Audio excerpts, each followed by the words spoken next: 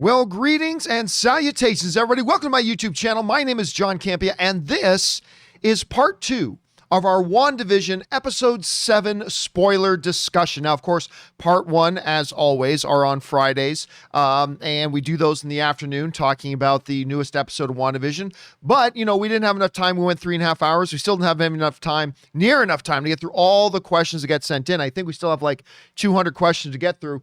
So that's what we're going to do here now. We're just going to spend our time taking those questions, comments, theories, observations that you guys sent in during that open spoiler discussion live stream that we did the other night. Now, since we do have so many questions to get to, and since I recognize that during the first live stream, we went like 3.5 hours, there are a number of similar themes in the questions and observations. So what I thought I would do is, before we get to those submissions you guys sent in, that I would address some of the more common ones right now off the top. So as we're going through all the comments and questions, I can just refer you back to this opening thing. All right, following me here? All right, here's some of the most common questions I got asked the other night. So first of all, was that the engineer reveal? Now, obviously, one of the big things that a lot of us were looking forward to is who's going to be the engineer. I know I hyped it up a lot. I know a lot of you guys hyped it up a lot. Who's going to be the engineer? And she said, we're going to go see my guy, meeting them there in about an hour.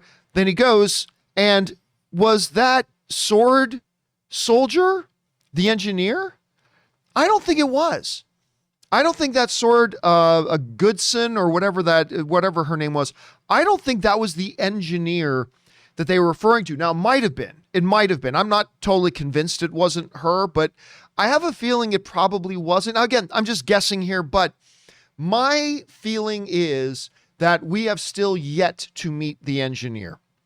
That's my feeling. And remember, now Jimmy is the only one still on the outside. I mean, obviously Hayward is too, but I mean, out of our core heroes, Monica, Darcy, and Jimmy's still on the outside. Right now, Darcy and Monica are on the inside. Jimmy's on the outside. I think they have him narratively on the outside so he can meet the engineer, who might come up with a solution or two. Now, again, it might have been a total misdirect. Maybe that soldier was the engineer. But I don't think it was. I think we are still yet to meet the engineer. So that's where I am right now. Let's see how I feel by the time we get to the pregame show. All right, next one up. Is Agatha responsible for everything? So here's the thing. If you guys have been watching my videos, you know that I have not at all been convinced that Agnes was actually Agatha Harkness.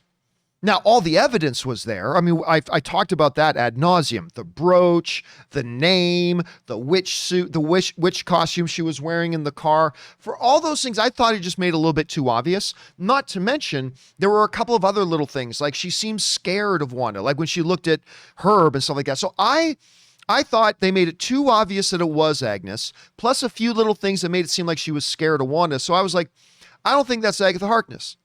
Well, now we know it absolutely was. Agnes is Agatha Harkness. There's confirmed, no getting around it. She is. So, as the song goes, it was Agatha all along. Was it actually, was Agatha behind everything?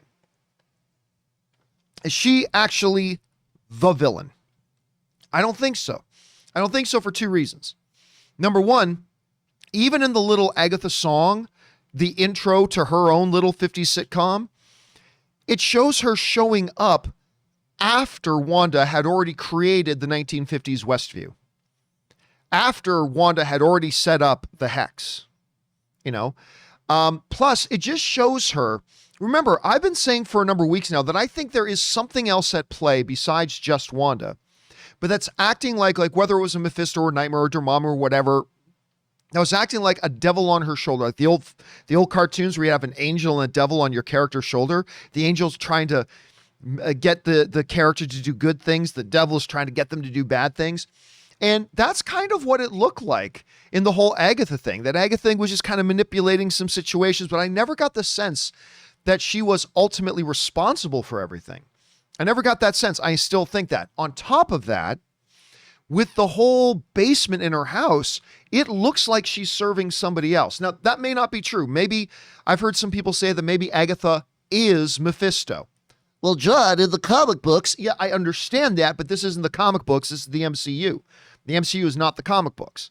Kevin Feige will mix things up. So, I mean, it's possible she could actually be Mephisto or be Nightmare, right? Or be one of these other characters, or working for another one of those characters. I haven't bought into any of the theories yet. I'm just saying these are all possibilities that are on the table. So, as of right now, no, I don't think Agatha is responsible for everything. I think Wanda is still responsible for a lot of it. And even for Agatha's part, I think there may be another player involved. All right. The next common question is, do I believe Mephisto is involved now? Well, you guys know I've said all along, I don't think Mephisto's there. I don't think Mephisto's going to be a part of this. But there's outlandish, dumb theories. And then there's like legitimate theories that are on the table, whether I buy into them or not. And I've always said Mephisto is one of those things that is on the table. There's certainly a lot of stuff there that says Mephisto could be there. A lot of people have been suggesting Mephisto and Nightmare. I'll just kind of use those two together, Mephisto and Nightmare. And my theory stayed pretty firm for a bit about like, no Mephisto, no Nightmare, until episode, I believe it was 6, when they had that shark Yo Magic commercial. And if you guys watched my video about that, you know that I went, now I'm not so sure that Nightmare or Mephisto may not be involved. I lean more towards Nightmare than Mephisto, but that commercial with the shark saying, when I'm hungry, I feed on Yo Magic. I'm like, okay, so there, okay, listen, I may not yet buy into Mephisto or Nightmare, but that commercial made me a little bit more of a believer. I won't say I'm there yet. But again, I think the things that we saw in episode 7 also feed into that. Like that whole basement, the book, all that kind of stuff. All that stuff points that I think Agnes could very well be working with another power, maybe even greater than hers. So you could be talking Nightmare or Mephisto. So until I see them, I'm not going to be fully bought in. But I am more open to the idea ever since episode 6. Ever since episode 6 with that Sark commercial, I am far more open to the idea that it could be a Mephisto or a Nightmare. I'm actually leaning a little bit more towards Nightmare right now, but we'll see how that goes. All right. Another question that's several variations of this question that are going to get brought up is Quicksilver fake or real now? Here's what I said before. I'll remind you. I've said from the moment that Evan Peters showed up, that's not really Quicksilver. That's an imposter. You guys remember that. After that, the spoiler video we did for that episode, when Peter first shows up, I said, it's an imposter. It's not really him. Now, I want to remind you guys about something. From episodes 1 and 2 and 3, I was really convinced that this was all Wanda's doing.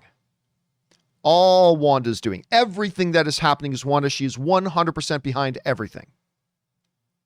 And then in episode 4, when Monica Rambeau gets thrown out of the hex and she lands in the field and they wake her up and her first words are, "It's all Wanda."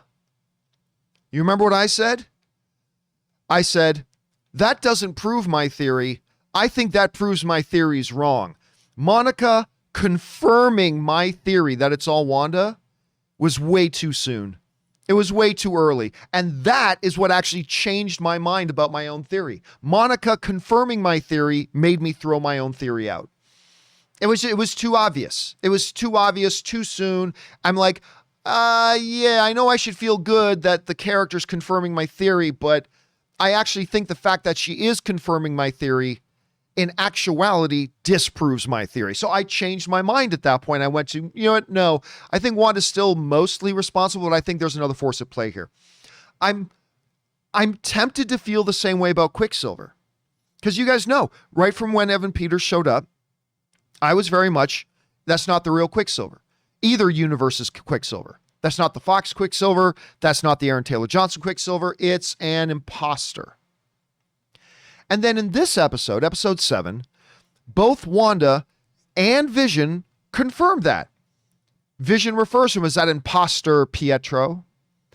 And when Wanda is arguing with Monica in the street, she says, you lie about everything. You lied about this, like this. And Pietro, like blaming Monica for the lie that was Pietro.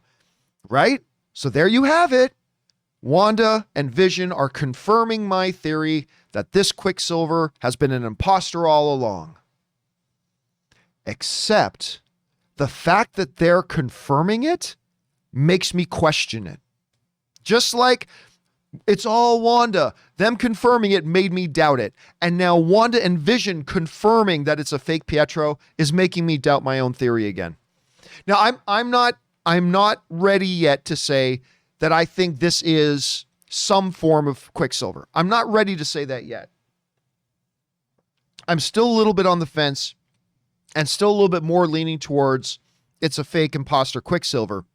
But Wanda and Vision confirming my theory make me doubt my theory and make me think that, you know what, maybe it just is. I don't know yet. I don't know. I will for now say I am still leaning towards that this is an imposter, but I am more open now to the idea, to the possibility.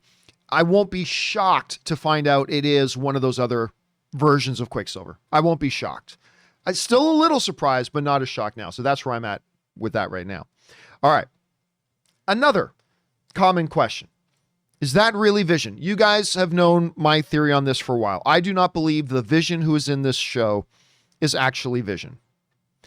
I believe this thing calling himself Vision believes he is Vision, but I don't think that's actually Vision. Vision is dead.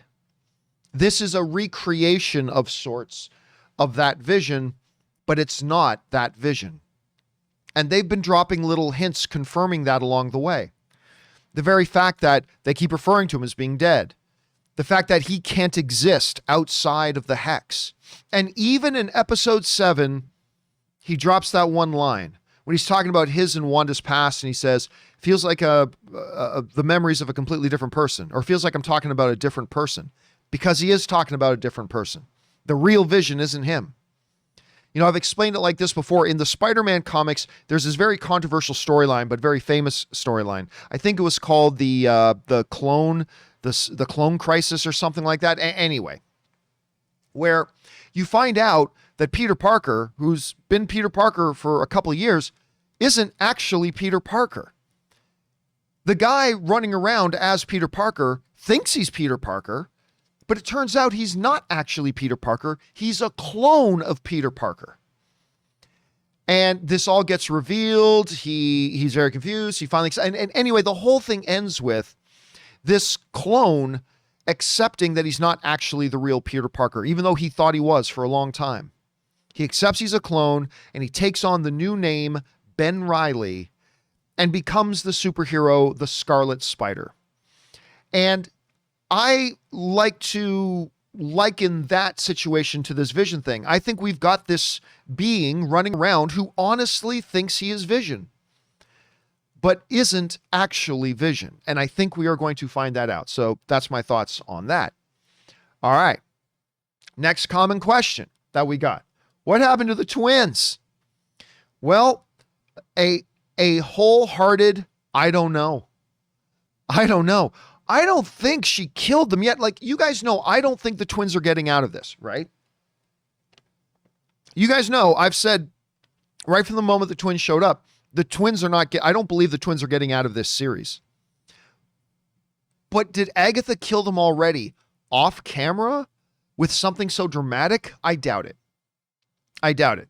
Some people think maybe the fly that was on that weird looking fly was one of the kids. She turned them into animals or insects.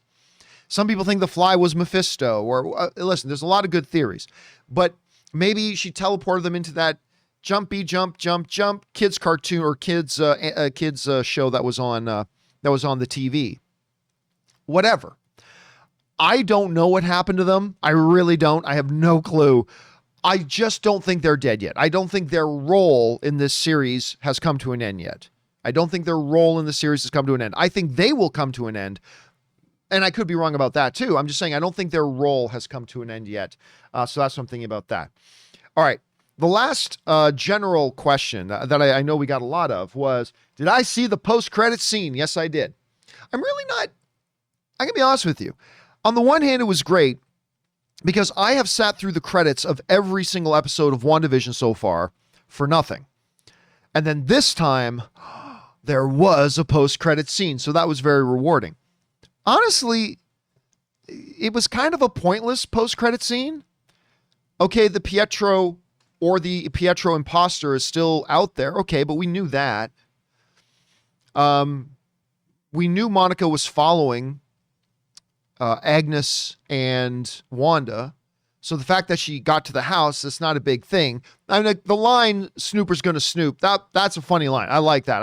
I chuckled at that. But yeah, some people saying, "Oh, that confirms that this Pietro is actually Mephisto, or this Pietro is actually Agatha's son, or this Pietro is actually Nightmare." I'm not sold on any of that, but maybe it's actually Pietro going, "Now I don't know what's going on." I don't know. But it was very cool to see a post-credit scene. The line "Snooper's gonna snoop" was pretty funny. But other than that, I didn't think it was all that big of a deal. I didn't think this particular post-credit scene was all that big of a deal. But that's where I'm at right now. Okay, guys. Those are a whole ton of general things. So I will refer us back to a lot of those answers as we come across a lot of those questions moving forward. But now, let's not waste any time and get into it. And we're going to get this thing rolling with Preston Bell, who writes, "Favorite line in the whole episode? Okay, guess I'll meet you there. I love Darcy." You guys know this. I love Kat Dennings. I love Darcy, and I thought that line was absolutely great. I loved it. I thought it was great. Still not quite as good as "I bit a child once." That's my new favorite line of the whole series. But yes, I did love that one, Preston. Mike Goldberg writes, "Maybe Major Goodman was not the engineer, but delivered the unit. Possible that the reveal is still coming. I addressed that as one of the general questions off the top. I completely agree. Look, I'm not 100% sure that we're still going to meet the engineer, but I still think that's a very, very possible thing that could happen. I still think, just barely, that that's what's going to happen. All right, next up, we got Ryan Toll, who writes, "Nightmare 100% confirmed." No, he wasn't. Book in the basement with glow, and the symbol on the book is Nightmare's symbol. There's a comic where Nightmare is trapped in a book and feeds off Strange's magic, now Wanda's, and Citizen's pain to escape, and Hamill voiced Nightmare in Ultimate Spider-Man, so maybe he's the big star as Nightmare. Well, as I already mentioned, the shark commercial opened me up more to the idea of Nightmare. I lean a little bit more towards Nightmare and think, but let's be clear here. Nothing was confirmed. The only thing that was confirmed, I always laugh that a lot of people don't understand what confirmed means. Confirmed doesn't mean a new clue. That's not what confirming. Confirms means Agnes looking at the camera and going, "My name is Agatha Harkness."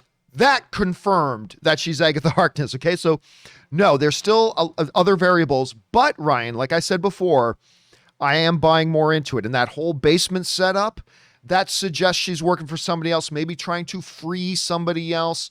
And there is background stuff there. So while I do not believe, that is not confirmed. That's not confirmation.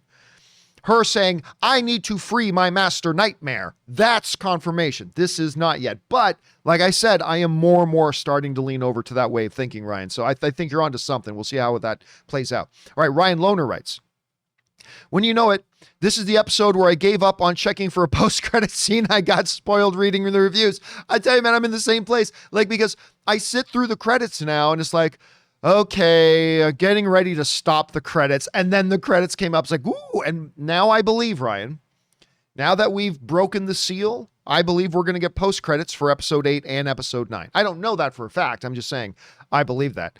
Okay, Ben Rayner writes, "Hey, John and Ann." Ann's not here, obviously. "What if we're missing the obvious? What if the cameo is Captain Marvel herself? I think that would be a Luke Skywalker level." No, it wouldn't. Now, I said from the beginning of the show that, I mean, hey, Captain Marvel showing up, there is legitimate connection, right?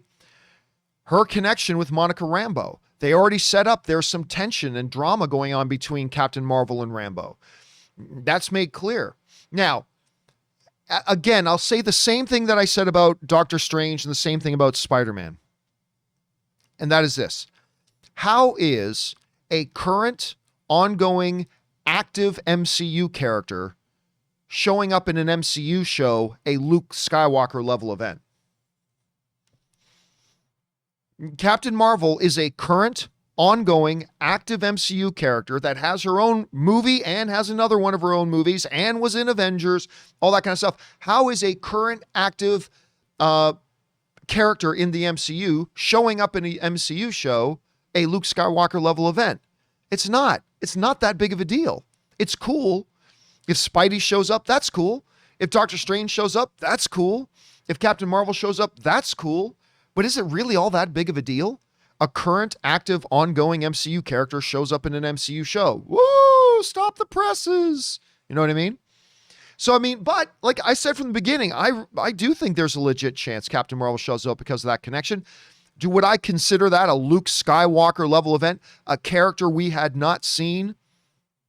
Especially that era's Luke Skywalker that we hadn't seen on screen since Return of the Jedi? Are you kidding me? That's different. Captain Marvel, Doctor Strange, Spider-Man showing up would not be that. It would be cool. It'd be very cool, but it would not be that. At least that's my opinion. All right, thanks for that, Brett. Ben. Next up, Crash Woodson writes, so Agnes is Agatha Harkness, apparently, and she killed Sparky too, and I killed Sparky too. That was such a great line. I love the recap at the end from Agatha's point of view, and that laugh of hers is perfecto. You know, I am with you, Crash. I've heard a number of people criticize the laugh, saying, the laugh's a little bit too over the top. I'm like, she's the Wicked Witch of the West, man. Of course she's going to laugh like that. That was perfect. So I am 1,000% in your corner on that, Crash Woodson. I am 1,000% in your corner on that. Okay, next up, we've got... Who's next? Murray Reich writes, when Wanda asks Agnes where the twins are, it had a 90s The Witches movie vibe to it, kind of did. Like maybe they turned to mice, LOL, but I wonder where they could be. Yeah, I completely agree. Like I said before, I don't think they're dead yet. I don't think they're going to make it out of the show, but I don't think they're dead yet. And I'm with you, Murray. I wonder where they are.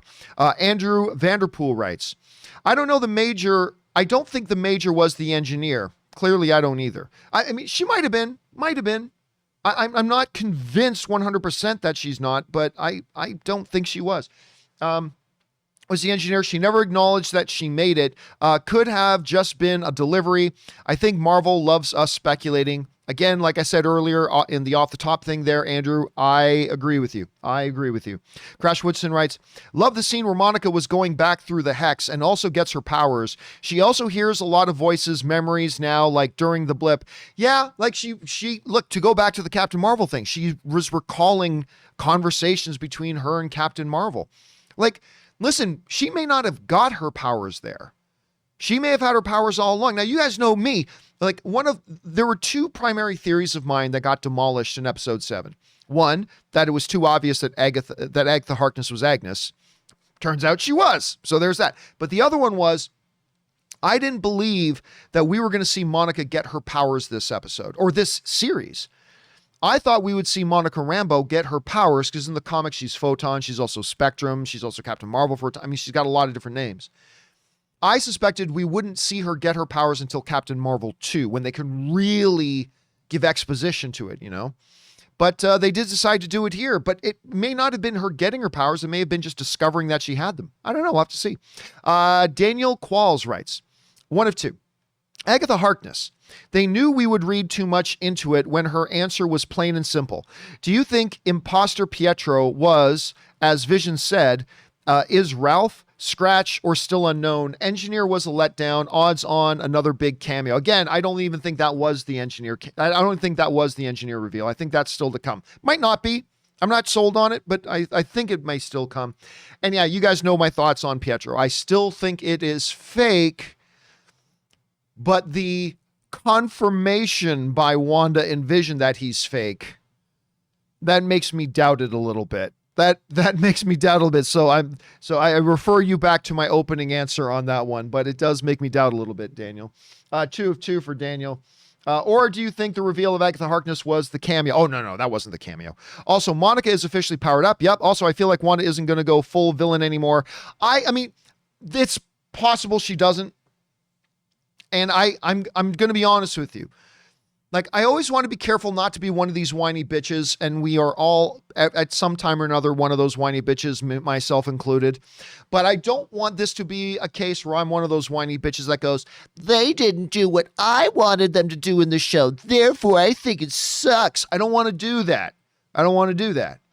But I will admit that this episode, I mean, I've been totally convinced with the uniqueness and originality of this show. I've been totally convinced that they were going to do this really epic Shakespearean tragedy kind of end, where this is going to end badly. This is going to end very badly. And Wanda is going to be broken, and she's our villain. It's going to set up things for Spider-Man and for Doctor Strange 2 and blah, blah, blah. And unfortunately, I'm getting the vibes from episode 7 that what they're actually doing is setting us up for a regular, stereotypical, cookie cutter, run-of-the-mill, same old, stereotypical ending to a comic book movie story. The heroes prevail, yay! And Wanda's been vindicated, yay! And isn't it great to be good guys, yay! And by the way, I love those movies. I do. I love those movies, but it's just that everything about WandaVision so far has been so different and so unique and has like pushed boundaries and done things never done before really in the genre. And it has drawn me in and intrigued me and really made me feel that they were setting up a big Shakespearean tragedy at the end. The thought that they are just going to do the same old cookie cutter general formula ending, that disappoints me. Now, again, this is Kevin Feige's MCU. If they do the stereotypical, regular, ho-hum, every single comic book movie formula ending, Kevin Feige will find a way to make it awesome. Of that, I have no doubt. But it did dash my hopes a little bit. So I don't know. Let's see. Let's see where this thing goes. All right, next up, Crash Woodson writes, in the after credits scene, we see Agatha's house, and I noticed that the windows, porch, and doors all had a blue paint border to them, like haint blue, to keep away spirits, but I wonder if it's used to conceal dark powers. Thoughts? I don't know, Crash. I don't know. That to me, that sounds like us fans doing what us fans, including me, often do, which is try to find any little detail and read way too much into every single little detail. Like even the paint color on the house, I'm gonna go ahead and guess no. But hey, if like Spectrum, if Monica turns on the Spectrum thing and she starts seeing glyphs in the paint and all that kind of things, I mean, maybe. But honestly, I'll be honest with you, that sounds like a bit of a stretch. That sounds like something that I do sometimes and all of us do sometimes, which is identifying one thing and then reading a whole lot into it. So I'm going to guess no, Crash. But listen, if it turns out that that's what it is, then you're 5 steps ahead of everybody else, and good on you for that. So we'll see, man. We'll see. All right, next up, Isaiah Campbell writes, hey, John, and tipped in like $20. Wait, oh my gosh. And you know what? I totally missed that, but Daniel like tipped in $50. Thank you. Like 2 $50 ones. I totally missed that. Thank you, Daniel, for supporting the channel on that level. Seriously. I appreciate that very much. Also then Isaiah tips in $20 himself. So thank you for that, Isaiah. Hey, John, I remember you saying you don't think Dormammu is involved due to the bargain with Strange. What if Agnes needs the hex up so Doctor Strange can't sense him? Same could be said for Mephisto or Nightmare. Again, I mean, we can come up with possibilities for anything, right? Anything's in play. I really don't think Dormammu is a part of this. I don't think they're just going to keep going back to the well on Dormammu. I think Dormammu is a big villain that they used for the first Doctor Strange, and I think they're done with Dormammu. Doesn't mean it can't, but I don't think so. Again, I don't think Agatha created the hex. Wanda's clearly in control of the hex. Like when she decided she needed the hex bigger, boom, she stretched out the hex. So I think Agatha inserted herself into WandaVision I think she inserted herself into the story, but I think still it was Wanda that got it all up and going. I think she's trying to free something. Maybe something that's trapped in that book. Nightmare? Mephisto? Maybe. I'm not totally sold on any of those right now. But again, the one thing about your theory there, Isaiah, is that it's predicated on the assumption that Agatha created the hex and created the boundary. And I don't think she did. I'm not convinced she didn't. I'm just saying I don't think she did. So we'll have to see. Now, clearly there could be a connection to something else there, though, Isaiah. Let's keep our eyes open on that. All right, next up. Dan M. writes, it was Agatha all along. Did you notice the Wanda backed up and got a little scared as she couldn't push off Monica? Seeing Monica was getting to Wanda, Agnes decided to step in. I missed King Nobles. We'll get to King Nobles in a second. Wanda was not scared of Monica. I think she was a little taken aback.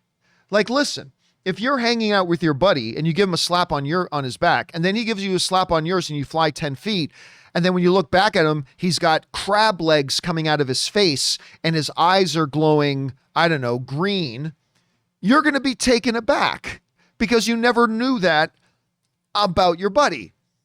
You just thought your buddy was an average, normal person to discover now they're not.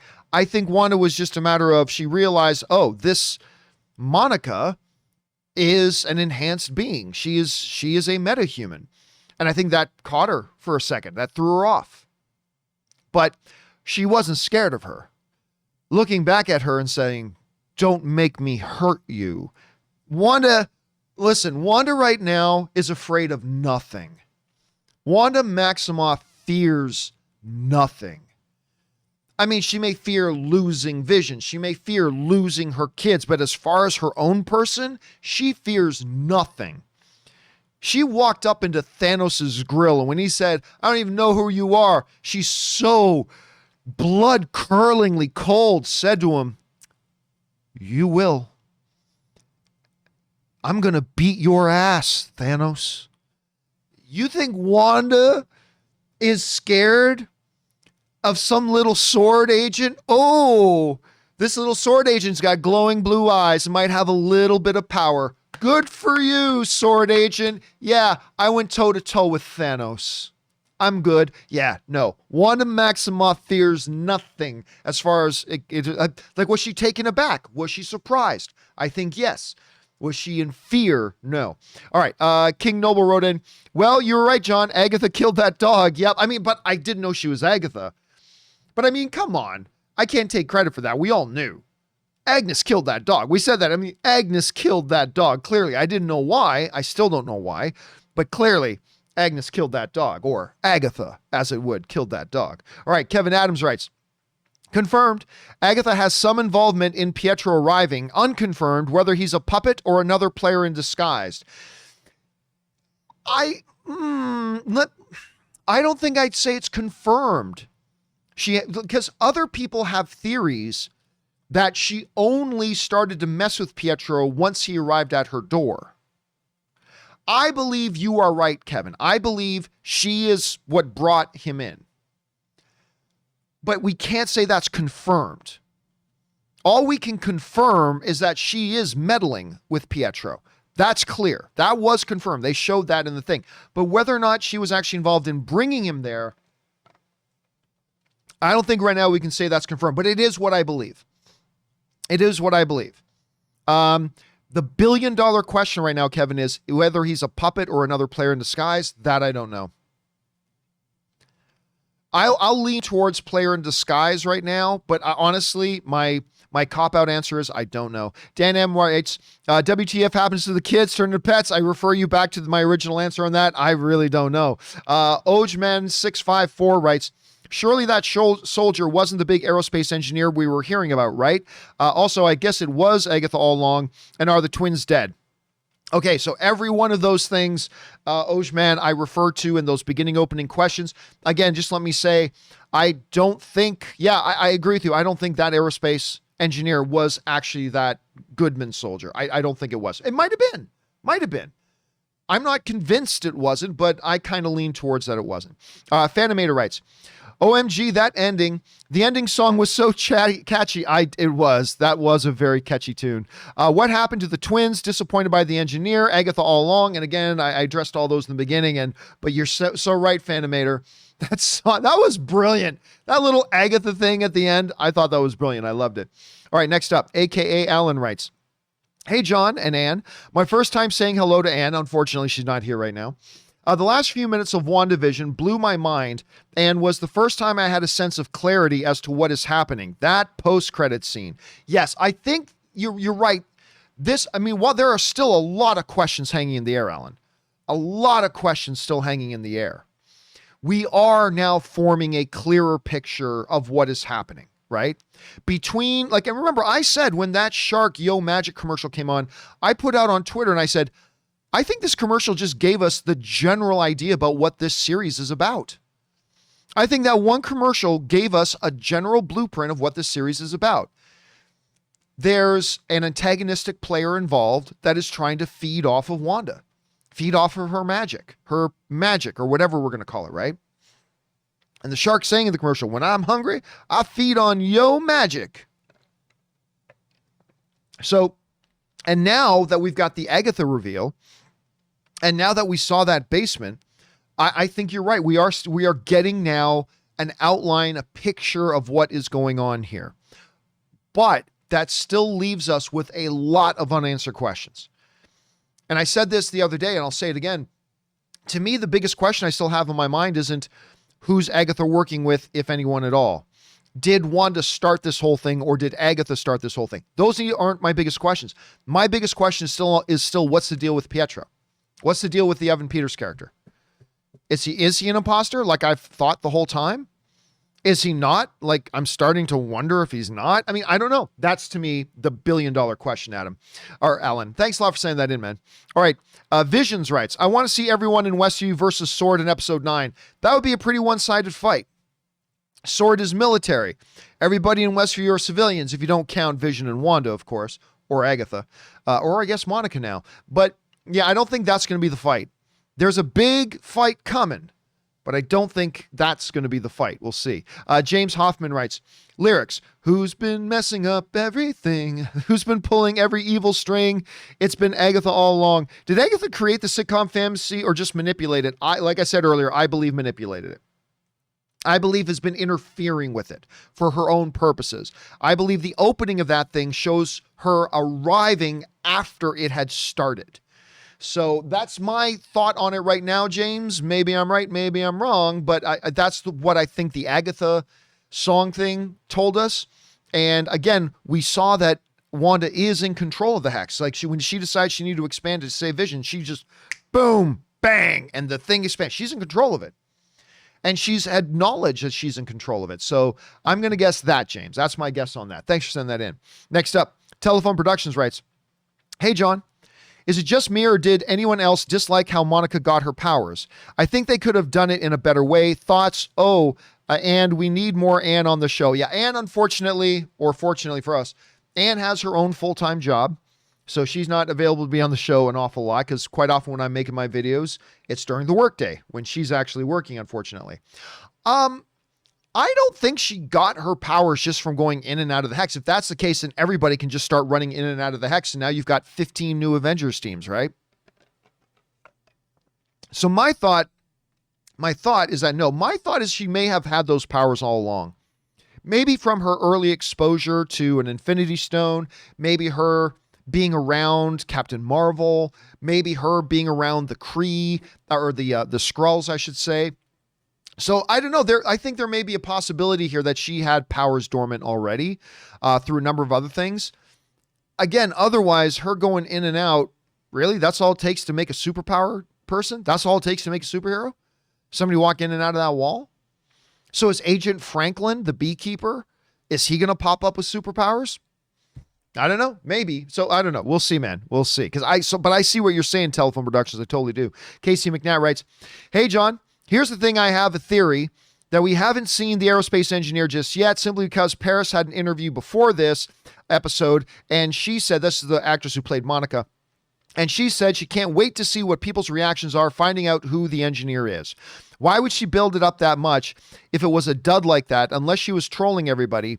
So I just think we haven't seen the whole who the engineer yet is already. So like I mentioned earlier, man, like I said off the beginning of the show, that is one of the big questions. Don't think that was the engineer. I agree. I don't think it was. I'm not 100% convinced that we're still going to get an engineer reveal, but right now that's the way I'm leaning. I don't think that was the engineer reveal. I think the engineer reveal is still going to come, and that's why Jimmy is still outside of the hex, and I think that's what they're going to do. And yes, that's what, for those of you who don't know, what Casey McNatt is referring to is that the actress who plays Monica was doing this interview and basically said, I can't wait for everybody to find out who the engineer is. Now, it is possible that she was instructed by, the showrunners of WandaVision or Kevin Feige himself to troll people and to give a big misdirection. Yeah, that's definitely, I wouldn't put that by Kevin Feige at all. I would not put that by Kevin Feige. But because he thinks on that level, he's 5 steps ahead of everybody all the time. But it kind of seems, I don't know why she would do that. So yeah, I am with you on that, Casey. As I said earlier, I do believe it is still something to come. So let's see if we're right about that. Next up, Benjamin Mason writes, not going to lie, I enjoyed this episode, but it was kind of left disappointed that Agnes was Agatha and makes me think Wanda won't be a real villain after all. As I mentioned earlier, Benjamin, that's kind of my main thing. I'm a little bit nervous here, a little bit worried that they're just going to go take this incredibly fresh, original, unique show doing things the genre has never done before and end it in such a bland, paint by numbers, cookie cutter, stereotypical, formulaic superhero ending. And if they do that, Kevin Feige will find a way to make it awesome. Of that, I have no doubt, but I will be a little bit disappointed, my friend. I will be a little bit disappointed. But I don't know. Again, maybe it'll be the best thing ever. I don't know. All right. Thanks for that, Benjamin. Next up, Casey McNatt writes, I actually wouldn't be surprised if Evan Peters is actually Nicholas Scratch as Agatha's son, and turning into Quicksilver is one of his many forms. I mean, that's become a growing popular theory the last couple of weeks, is that Evan Peters may actually be Agatha's son, Nicholas Scratch. And that is a possibility.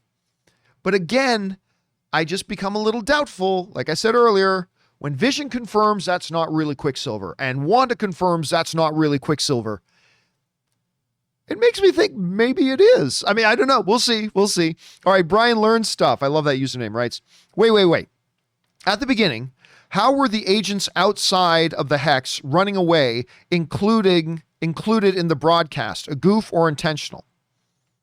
How were the agents outside of the Hex running away included in the broadcast? A goof or intentional? I don't think anything was included in the broadcast. Maybe I'm missing what you're meaning here, Brian, but like, remember there was one part where we saw the director of Sword, and he asked, is there any more broadcasts? And his one soldier said to him, there hasn't been any more broadcasts. So I have to confess, I'm not quite sure what it is. If you guys know what it is Brian's talking about and it's just going over my head, can you jump into the comments section below and let us know what you think? All right. Benjamin Mason writes, I find it humorous that Darcy knows every detail about Vision's death in Infinity War. I mean, did the Avengers write a book about it? LOL. Actually, probably yes. I mean, you got to remember, this wasn't some average secret mission. And I think people forget about that. We've had this question come up a lot. How did Jimmy know those details? How does Darcy know these details? Well, you're talking about the most significant, important, tragic event in the history of humanity. The sudden disappearance of half the world's population. People lost their mothers, their fathers, their husbands, their wives, their lovers, their boyfriends, their girlfriends, their pets, their best friends, their sisters, their brothers. People lost everything. There is no way under heaven that this MCU Chris Evans Captain America isn't going to feel like the world deserves to know what happened to all their loved ones. And we know this because at the end, or in Endgame, at the beginning of Endgame, we see Captain America in a support group, and he mentions that Thanos killed half the thing. And so obviously it's a generally understood, known thing. It's general knowledge now about Thanos, and I don't see why he wouldn't have walked people through what happened. Certain heroes' sacrifices, like Vision's sacrifice and all this kind of stuff. So I really don't think it is a stretch understanding that this wasn't some secret event. It was something that affected the entire planet in a way that has never happened in human history. So yeah, I completely buy that Wanda and everybody else there knows the story of what happened and how they were brought back. I completely buy into that. I really do. All right. Anyway, next up, Darth Grant writes, 1 of 3. Slightly disappointed in the episode. It was good, but I think the weakest of all the episodes so far. I disagree.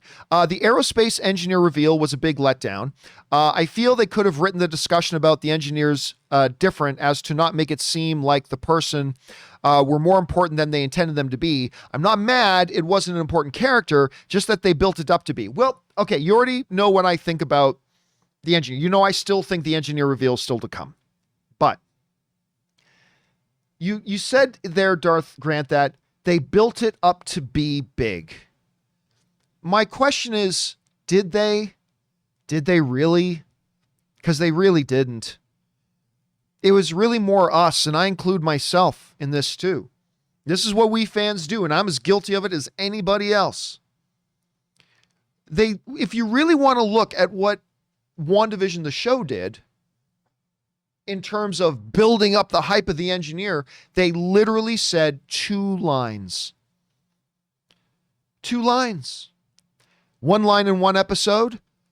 All right, Darcy's figured out how to make a vehicle that we need. Now I need somebody who can actually do it. Okay, I know this aerospace engineer who might be able to do it.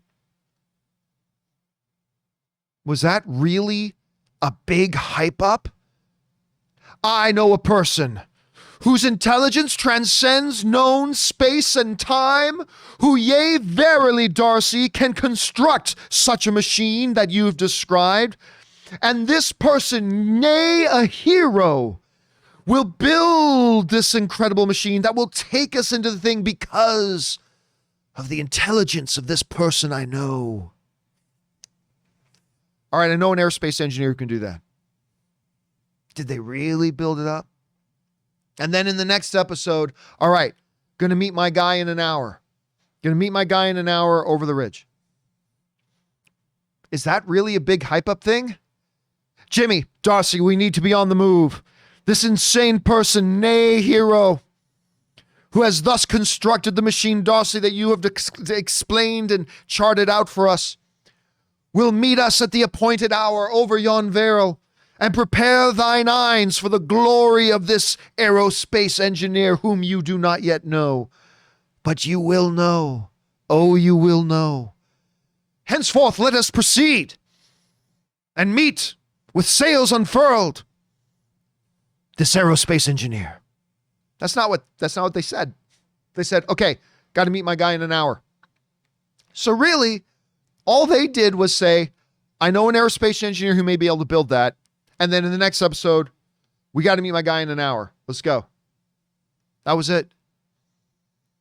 If anybody is guilty of hyping that up, it's us. It's me. I bought into his huge. Now, look, again, I still think the engineer reveal is still coming. I don't think that Goodman was the reveal. I don't think that was it. I still think it's coming. But even if it's not, even if it doesn't, was it really WandaVision that hyped it up so much? Darcy explains a plan for a machine that can go in. So they say, all right, I know an aerospace engineer who might be able to help us. And then in the next episode, got to meet my guy in an hour. Is that really WandaVision hyping it up? Or was it us hyping it up? I think the answer is clear. It was us hyping it up. It was me. It was you. It was everybody else. But again, I still think Darth Grant. By the way, I love that name. I still think Darth Grant, that engineer is still coming. I think the engineer is still coming. But we'll wait and see. We'll find out. All right, next up, Sam Fisher writes, Did anyone else notice Monica's undersuit she wears when she takes off the spacesuit? Looks a lot like the Spectrum outfit from the... It does, doesn't it? It does look very similar to the Spectrum outfit. By the way, there's a very, very good YouTube... There's a great channel on YouTube. Oh, now I'm forgetting the name of the channel. At any rate, go online and search up Too Powerful for the Spectrum, Too Powerful for the Marvel Universe. If you go look that up, there's a great video online. It was like one of the first things I saw about Spectrum like a year ago. Anyway, go check that. And you're right, the costume is kind of similar. I'd have to bring up specific pictures, but it does look kind of similar to that. Very good observation, Sam. All right, Max Cohen writes, I think with this reveal, Frank will be shown to be a Mephisto / nightmare type entity. I think you mean Ralph.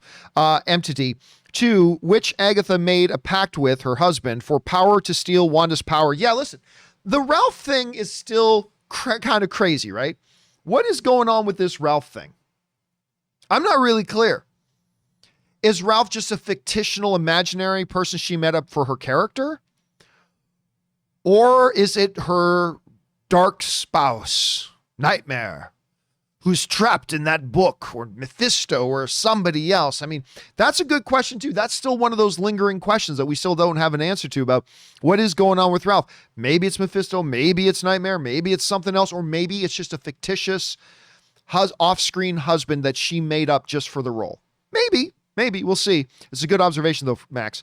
All right, D Games writes, WandaVision is great so far, but I'm worried with where the story is heading. Hoped Wanda was the main villain and Hayward was just wanting Vision back is bland. I was hoped Wanda was Vision and Hayward just wanting Vision back was bland. Well, I mean, the thing about Vision and Hayward wanting Vision back, I mean, that's not the main thing going on. If that was the main thing, that would be bland. But that's a common sense thing. If you're the government and there's a vibranium synthezoid who's one of the most powerful beings on the planet, and you've got the parts laying around, you'd be a fool not to study it, research it, and try to recreate it. And that's probably what he's doing. I don't think that inherently makes him a villain. You guys know that I don't necessarily think Hayward is a villain. I think he's maybe just a big dick. Not necessarily a villain. Kind of like Thunderbolt Ross. Big dick, but when it comes down to is he a good guy or a bad guy, he's a good guy. Just a major dick. And I think right now the same is true of Hayward. I don't know that for sure, but that's kind of what I think right now. All right, next up.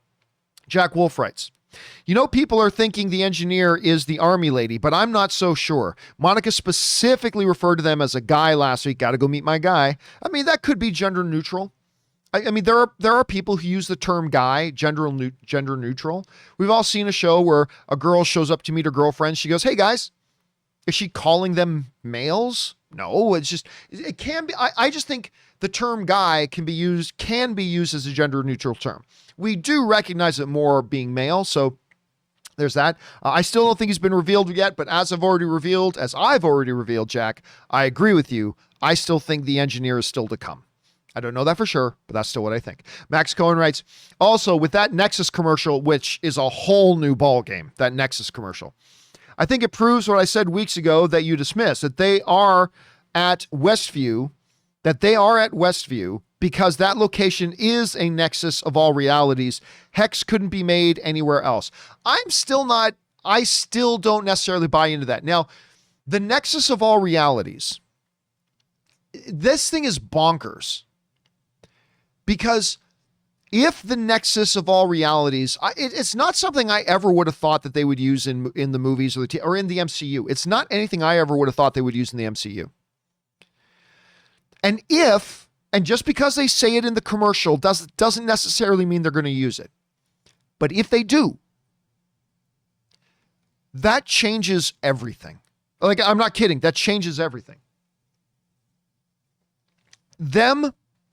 There are certain ideas that are ridiculous right now. What if Darth Vader shows up? Well, that's ridiculous. Oh, the nexus of all realities is being used in this show? It's not all that ridiculous now. I'm not saying Darth Vader's going to show up. I'm just saying what were completely impossibilities, are no longer complete impossibilities. You could literally have the Battlestar Galactica show up. You could have Hugh Jackman Wolverine show up. Hell, you could have the animated Wolverine show up. You could have the Christopher Reeve lookalike Superman show up. You could have Stephen Amell's Arrow come in. John, it doesn't matter. If it's the nexus of all realities, it means all bets are off. I mean, I'm not saying Warner Brothers characters would show up. I'm just saying that's the thing about the nexus of all realities. Everything becomes a possibility. There's nothing you can't do. I think that makes for a narrative mess, personally, but it's there. It's there. So something they're going to have to look out for and something they're going to have to be careful of. It's going to be interesting. But again, I still don't believe, like I said, first of all, I'm not convinced that it is going to be the nexus of all realities will play a part in the show. I mean, they mentioned it in the commercial. That doesn't automatically mean we're going to get that. They also mentioned Strucker in a commercial. I don't think that means Strucker is going to show up, but the nexus could. But if it is, I don't necessarily think it is in one physical location, and that's why Wanda chose Westview. So I mean, you may end up being right, Max. You could, listen, I'm not taking that away from you, man. You may end up being right, but I'm not there with you yet. Okay, next up. Is Alice Enriquez writes, did anyone notice at the beginning when Wanda was grabbing cereal that the milk carton had a missing children post? Any thoughts? I've addressed this one before. Unless somebody recognizes the kids that were on it, missing children on milk cartons was a very, very common standard thing. So I don't know that there's anything to read into that unless anybody recognized those kids. If one of you guys recognized the kids, that could change things. But otherwise, missing children on a milk carton, that's a pretty standard thing. All right. Also writes, any chance Pietro could maybe be Ralph? Absolutely could be. Absolutely. I don't necessarily think that, but it is one of the possibilities. It's one of the legit possibilities. Jose Ramirez writes, Pietro has to be Chithon, god of chaos. I don't think Pietro has to be anybody. I think that makes no connection. There's no connection there whatsoever. It would be kind of very, very random if they went that way. Federico Jordan writes, not going to lie, as much as I did like the episode, I was expecting a little more than what we got. Agatha's reveal was great, but still felt lackluster. But let me bring this up, Federico. And I'm not picking on you because I think this is something I've got a lot of sense from a lot of people. I sometimes worry about us as comic book movie fans and comic book TV fans that we can sometimes be very unsophisticated. And I include myself in this. But it's like there was great narrative stuff going on in this episode. There was great story progression. The pieces of the puzzle are being put into place and all that kind of stuff. There were some wonderful interactions. This was a really good episode. But I find that sometimes we, just take what I was saying a little bit earlier. I want Wanda to end up as the bad guy. And if she's not going to be the bad guy, then I'm going to whine and bitch and complain. That's me. That was me just about 15 minutes ago, 20 minutes ago. I think we can become pretty unsophisticated sometimes. It's like, if we don't have some big revelation, some big cameo, then we ignore the quality of the rest of the show. We just go, oh, well, that was nothing then. It's like, I mean, like I've said this before, any idiot, any seventh grader can write something and say, and then Doctor Strange comes and saves the day. Yay, anybody can write that. Anybody can write that. Now, look, I compare this to like the Luke Skywalker thing showing up at the end of Mandalorian. You know I loved it. You know I went crazy for that. But let's be honest. There was nothing bold or original or brave or creative about that. Any 5-year-old could have said, who could show up to get everybody excited? Luke Skywalker. There's nothing creative or original or bold or anything about that. I mean, that was playing it as safe gets, right? You want to get a pop out of the audience for the concert you're doing in Boston? Come out on the stage, say, I love Boston. Yay. That wasn't bold. I mean, that was a very safe thing to say. Having Luke Skywalker show up was very safe. You know that automatically is going to get a big reaction. There's no risk unless you have him do too much. And they kept his dialogue very minimal. He didn't say much. show up with his lightsaber, kill a bunch of fools, saying, I'll take care of the kid, and he leaves. And I loved it. I loved it. I ate it up. I got emotional. It was fantastic, but it was safe.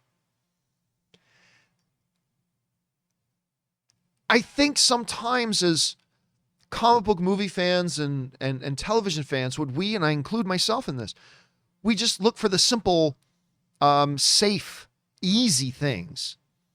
And if those things aren't there, then we miss the real meat, the real depth, the real riches in these narratives, which is the story. And I don't know, I thought it was a very good episode. Now, there may be those of you watching who didn't think it was that great of an episode because you watched it and it didn't quite click for you. And that's perfectly fine. I just get concerned when we sometimes say, the engineer didn't end up being anybody big. I didn't like the episode. Really? Was that the deciding factor about whether an episode's good or not? If they get there and John Krasinski is Reed Richards, magically it's a great episode. And if it's not, then it's magically not a good episode. And again, I'm not pointing my fingers at anybody. I'm at all of us. Me too. I mean, this is a habit we seem to have. And I can point to several times that I've done it. And it's a little bit frustrating. It's especially frustrating when you realize that you do it yourself.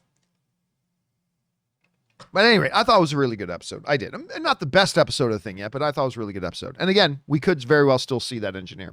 All right, next up. Darth Grant writes, I also don't think the Modern Family take was done well, my opinion. Oh, I do. I thought it was really well done. I don't think Wanda's disposition worked well in this style of filming. I respect that. I disagree. I personally thought it worked very well, but I respect that it didn't work quite as well for you. I respect that. All right, Darth Grant also writes, one of two. I love looking at Kat Dennings, very beautiful woman, but as far as Darcy Lewis goes, I really dislike how I really dislike how they have her give Vision detailed play-by-play analysis of events as if she were there. It takes you out of the experience because it comes off as if she watched the movie.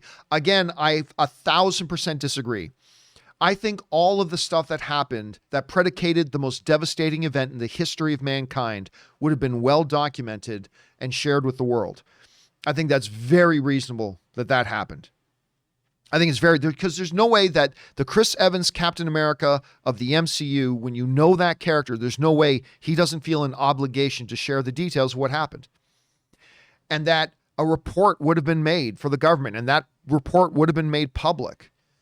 I mean, we already know that a lot of the public knows exactly what happened. And the step-by-step details of sharing about how Wanda's heroism, trying to take out one of the closest beings in the world to her, Vision, to try to save humanity, and how Thanos ultimately did that. Again, I think it is all, to use Robert Meyer Burnett's term, it's verisimilitude. It felt very real. I think all that stuff would have been made public knowledge. I think it would have all been made public knowledge. I remember it had happened 5 years earlier. I really do think it would have been made public knowledge about how everything went to hell and how everything came back. I just think they would have let the world know because it affected everybody. Like, this isn't some top secret mission to save the world concerning something nobody knew about. This was the snap that took away people's loved ones and friends and neighbors and family. And I just think the world would have known. So therefore, I think it's not only reasonable that Darcy knew, I think everybody knew. I think probably everybody knew. That's just me, though. All right. I Will 1991 writes, I mean, it's got to be Mephisto, right? Maybe. There's no way they could do this big song and dance about Agatha Harkness, of all people, being the main villain when there's still 2 episodes left. Well, I don't know. You say still 2 episodes left. I say only 2 episodes left. Like, we are deep into the 3rd act of this story now, right? Because if you want to break it into a 3-act structure, right? The 9 episodes, 3 episodes are Act 1, 3 episodes are Act 2. The last 3 episodes are Act 3. Only got 2 episodes left. Now, I tend to believe there is another player involved. So I'm with you on that. But does it have to be Mephisto? No. Still 2 episodes? I say only 2 episodes left. So they're running out of time to be introducing the big bad when we are more than 2/3 of the way now into the story. So I don't know about that, Will. But again, I generally agree with you on that, though. All right. Smilodon writes, hey, I saw this clip where you were like, F you, and threw your headphones after an audio problem. Do you know what caused the audio problem? Go haywire. Yes, I do. I figured that all out. And that's why I have these wonderful, the folks at JBL saw me get so pissed off at an audio issue I had that I went, fuck, and I threw my headphones down. I hate it when I have to let my audience down, and I have in a show that they were gracious enough to tune into, and I ruin it. And because of technical problems, I got mad at it, fuck, and I threw my headphones down.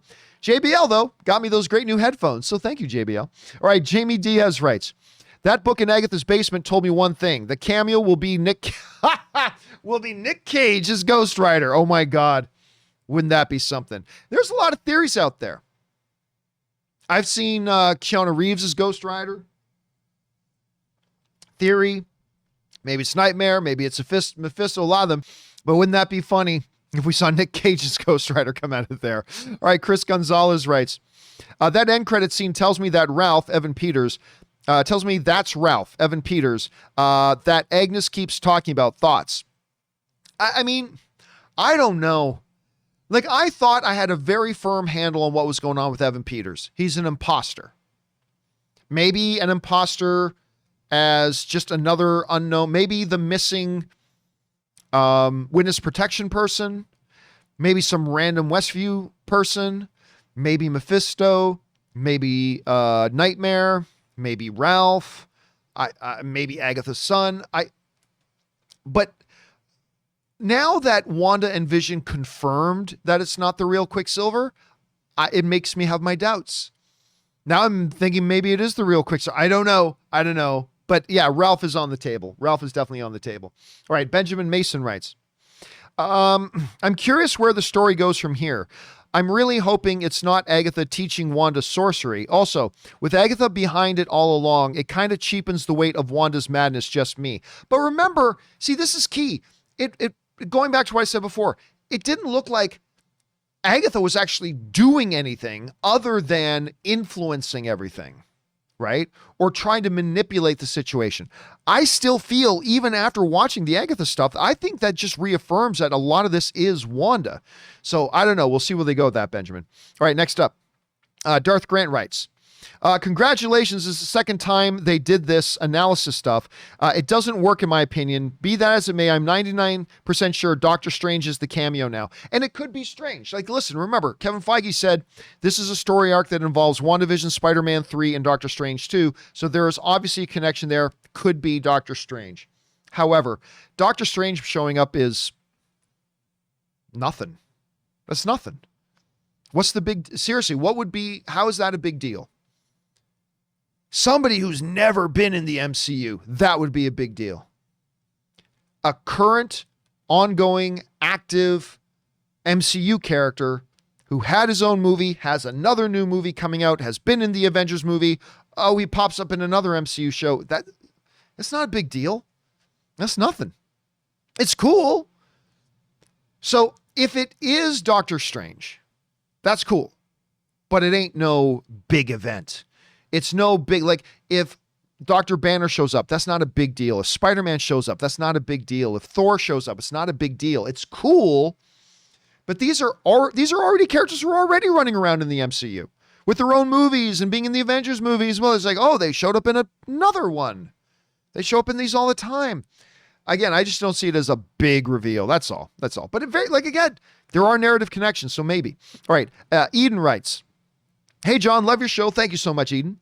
Have you noticed Vision mentioned Quicksilver as imposter? So is this a confirmation? Wanda also implied by saying, Pietro was a lie. They both confirmed that Quicksilver's an imposter. And that makes me think that maybe he's not an imposter. So again, I refer you back to the original answer I gave at the top of the video. All right, thanks for that, Eden. Casey McNatt writes, I wouldn't be surprised if episode 8 is a flashback episode where we learn how Wanda or Agnes got Wanda to start this hex. I've been saying that for a while. I think episode 8 will be a flashback episode. I don't know that. And actually, episode 7 made me think that a little bit less. But I've been thinking for a while episode 8 will be a big flashback episode that covers the events from the end of Endgame to how this whole thing started. And, whether it was Agatha that tricked Wanda to go and get Vision's remains, or whether she had anything to do with the start of the Hex, or with whether it was all Wanda doing that, and then Agatha recognizing it, seeing an opportunity, and injected herself into WandaVision. I mean, I don't know, but I do think there's a good chance it is a flashback episode. We'll find out soon. All right. Joshua Tabek writes, if I ever decide to turn evil, I want a cool theme song like Agatha. That was extremely catchy and very animated, Disney villainish. I loved it. I'll tell you what, Joshua, I really enjoyed it too. I thought it was cute and clever.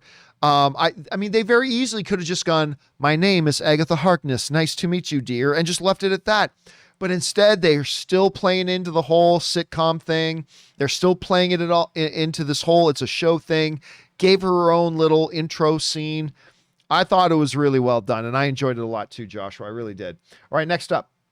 Carl McCatus writes, Disney keeps its track record giving the villains the best songs. They also, did you see the missing child on the milk? That Spider-Man 3 theory not looking too bad. But remember, here's the problem. Spider-Man 3 takes place 8 or 9 months after the events of WandaVision. Remember, Spider-Man Far From Home happens 7 months after the events of WandaVision. WandaVision takes place 3 weeks after the unsnapping. Spider-Man Far From Home takes place 8 months after the unsnapping. So I'm not so sure about that. And again, like I said a little bit earlier, missing children on milk cartons was kind of a generally speaking, a pretty standard thing. All right, and we got time for one more before we've got to wrap it up and call it a day. This one comes to us from Tyler Pfeiffer, who writes, they went and gave Monica her powers. I, like you, thought they would wait. And the engineer was a nobody, kind of disappointing. Again, I think the engineer being disappointing, that's our fault. They really didn't do anything in the show to hype it up too much. But again, as I said earlier, I still think the engineer is still to come. And yeah, I really thought they would wait until Captain Marvel 2 to do it. I didn't think they would use WandaVision as a pseudo origin story thing for Photon or Spectrum or whatever they're going to call her. I really didn't think they would do that, but they did. And, maybe it'll play into the story. Maybe they needed to do that because her having powers is going to play into the story more a little bit later. I said that was the last one. Let's just take 2 more. All right. Rain Norris writes, did you notice that when Wanda was making cereal, the cartoon milk had missing child image, very similar to those on the set of Spider-Man? But again, missing children on a milk carton is kind of a normal thing. So until somebody points out that that child is actually so-and-so, I really don't think there was a lot of significance to it, but maybe. Brandon Nope writes, over under 30%, we get a movie-length final episode, 0%. I think the final episode will be the longest one that we've had so far, but movie length, I don't think so. I'm going to keep going for another couple of minutes here. Sorry, I got other things I need to do, but I will go for another couple minutes. Warriors 3, right? I missed the Warriors 3. Writes, hey, John and Ann, first time writing in, I just wanted to say thank you. I've been a fan since I was maybe 12 or 13, and I'm now 21. Time flies. Hope we see some more crazy Wanda. Thanks. Well, first of all, man, thank you so much for watching us for that long. I really appreciate that. That'll take you back into the AMC days, the early AMC days, maybe even the end of the movie blog days. I'm losing track of time. At any rate, I still think, I'm a little bit worried they'll do the cookie cutter superhero ending, but I still think and hope they're going to give us this great Shakespearean tragedy where Wanda ends up completely broken. At least that's where I hope we're going to go with this. Thanks a lot for that, Warriors 3, and thanks for watching for so long. ZOMG Ruler writes, that Agatha All Along tune was so cringe. I thought it was great. I thought it was perfect for what it was supposed to be and what it was. I thought it was wonderful. All right. Aiden Foley writes, hey, John, love watching these spoiler discussions. I love doing them. I'm not a big fan of the Darcy character, but her chemistry with the Vision was priceless to me. I get it. The Darcy character, I understand, is not for everybody. That was true right from the first Thor movie, which is where I fell in love with that character. But even in the first Thor movie, it's a character that's not for everybody. But I think her chemistry with Jimmy has been great, and her chemistry with Vision has been great. But again, it's all subjective. It's not a character that works particularly well for you. It is for me. That doesn't mean I'm right and you're wrong in any stretch of the imagination. I do love Kat Dennings, and I do love her in this character, but I'm glad you like her chemistry with Vision, because I do too. All right, Aiden Foley also writes, also, Agatha Harkness called it from day one. Well, I mean, you're not alone, Aiden. I mean, a lot of people called it because they were making it kind of obvious. I thought they made it too obvious. Like the brooch, the name, the witch outfit in the commercials. I just thought it was too obvious. And then they showed her being terrified of Wanda and stuff like that. So they gave these other things too. So, but no, man, listen, I was in the minority. Most people thought, who know the comics and know Agatha Harkness, but I think most people who do were shouting that it was Agatha Harkness pretty much from the beginning. So you were right, Aiden. You and everybody else were right. I was wrong. They got me. I thought they were doing reverse psychology, but turns out they weren't. All right, Juno Faulkner writes, I killed Sparky. John Wick has entered the chat. So many John Wick memes, but they're all great. I love that line, Juno. I'm telling you what, I love that line, which is like, I killed Sparky. It wasn't even part of the song. It was like an addendum, like, oh, side note, I killed Sparky. I'm evil. I mean, we all knew Agnes killed Sparky, but still, that reveal was great, Juno. Tyler Pfeiffer writes, finally, a mid-credit scene. I love that. So did I. And I think the good news here, Tyler, is that it means we're also going to get post-credit scenes for episodes 8 and 9. I don't know that for sure. No insider information, but I think that's what it means. Joshua Tabek writes, is Evan Peters possibly Ralph? You're not the only one thinking that. Or somebody else. It's absolutely possible. And right now, the Quicksilver thing, the Evan Peters thing is wide open. I still lean that it's an imposter, but he may actually be Quicksilver. If he is an imposter, could be any of them. Could be Nightmare, could be Mephisto, could be Ralph and Mephisto, could be Agatha's son. Lots of different possibilities. Tyler also writes, we see Agatha create Petro with her magic. So is he just a mindless, lackey extension of Agatha? Possibly Ralph. No. We didn't see her create him. We saw him at her door and her influence on him. Now, I'm not saying she didn't create the Evan Peters character, but we did not see her create him. It's not like she waved her hands and then poof, a ball of smoke happened and there was Evan Peters. No. Evan Peters was standing there. We saw his back. And she clearly was manipulating him or in control some way. So there's a lot of possibilities there, but we didn't see her create him. Let's make that distinction. All right, Extreme Nation writes, hey, John and Ann, Monica has powers, and Agatha Harkness, good God. Also, did you see the post-credit scene? I did, and also good God. I didn't think they do either of those things. Those were my two theories that they totally slammed against the wall in episode 7. But that's what a good show does, right? It'll confirm some theories, it'll debunk some theories, and it'll introduce us to new questions while it answers some questions. It did all of that, and there it is, Extreme. And yes, I did see the post-credit scene. All right. Itha writes, sends in like a $20 super chat. Thank you very much for supporting us on that level. I've been watching since the AMC days. Thank you so much. Love watching you whenever I have time. First episode I watched was Marvel Announcement Day for Phase 3. That was fun. That was with me, Harloff, Ellis, and Schnepp. Is Monica Spectrum/Photon? Yes. I mean, that much we knew for sure. Look, we all knew when they introduced Monica Rambeau, she is Photon, she is Spectrum, she is a lot of other names in the Marvel Comics. We knew it was only a matter of time before she becomes that. I thought they were going to wait till Captain Marvel 2, but they did it now. But yes, absolutely they did. And yeah, I still remember that Phase 3 announcement, like me, Harloff, Ella Schnepp, we were all there. We were there at the El Capitan Theater as Kevin Feige was on stage announcing all the events, all the movies for Captain or for the MCU Phase 3. When he revealed to the world, or yeah, remember that Captain America Serpent Society movie? And they had the logo up. It disappeared and up comes, it's actually this, Captain America Civil War. And then we had Robert Downey Jr. come on stage, and we had Chris Evans come on stage, and that's when they announced and brought on our Black Panther. That's when they announced and brought on our Black Panther. And they had Boseman in the middle between Robert Downey Jr. and Evans, Robert Downey Jr. and Chris Evans, and Chris Evans and Robert Downey Jr. were playing tug of war with Chadwick Boseman, his arms, playing the whole, it was such a great event. That was a really, really good day. That was a good day. Thank you for bringing that up. I really appreciate that you did that. All right. Now we'll say this is the last one of the day. This one comes to us from also Agatha, who writes, also, there are 2 scenes from the trailer we haven't seen. Vision and Wanda saving their home, Westview saying, let's fight for it, and the Mind Stone separated from Vision again. I think that will be episode 8. Well, I don't know if that'll be episode 8. I still, like I was saying just a little bit earlier, I still kind of feel like episode 8 is going to be a flashback episode. Now, I don't know that. I've read no insider information. I've heard no confirmations about that.